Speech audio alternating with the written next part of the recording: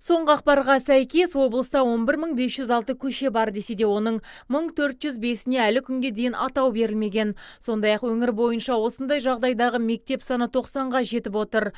Шымкент қаласында бұл көрсеткіш 40-ты құрайды. Бұдан бөлек облыстағы 15 білім ордасының атауы өзгертуді қажет етеді екен.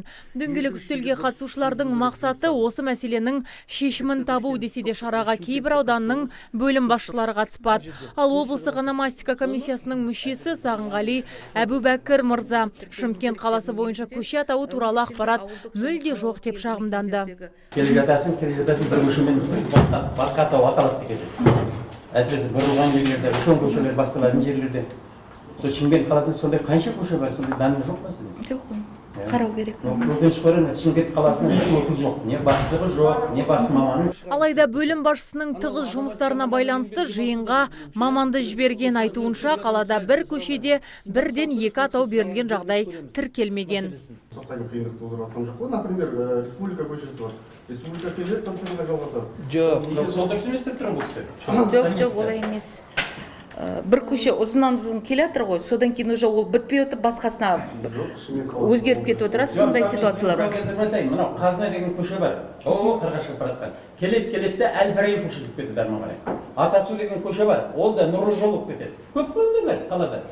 Енді жиынға қатыспаған бөлім басшыларына арнайы хат жолданып, тиісті шара қолданылатын болады. Ал облыстық статистика департаменті қызметкерлерінің 2020 жылға дейін халық санағын жүргізу міндеті тұр.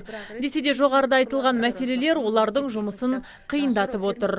Мөлтек ауданның атауы жоқ, жер телімінің номерлерімен тіркеледі. Сонымен тұрғын үйлердің тіркелмеген жағдайлары да аз емес.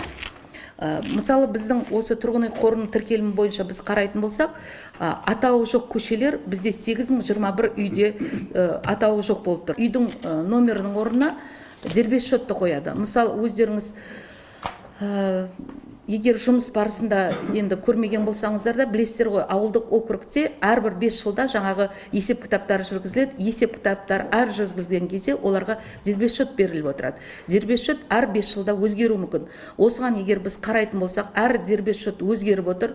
Үйдің номері жоқ, дербес шотқа привязаны болған соң, ертеңін ол үйді біз таба алмаймыз.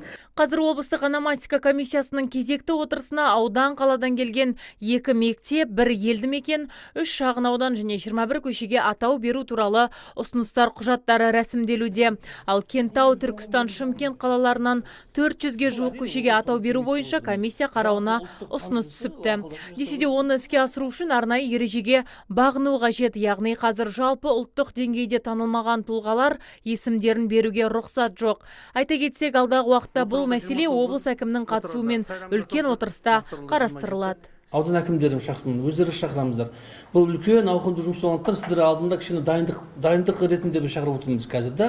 Бұл кісілер білсін, кімде қандай проблема бар екен.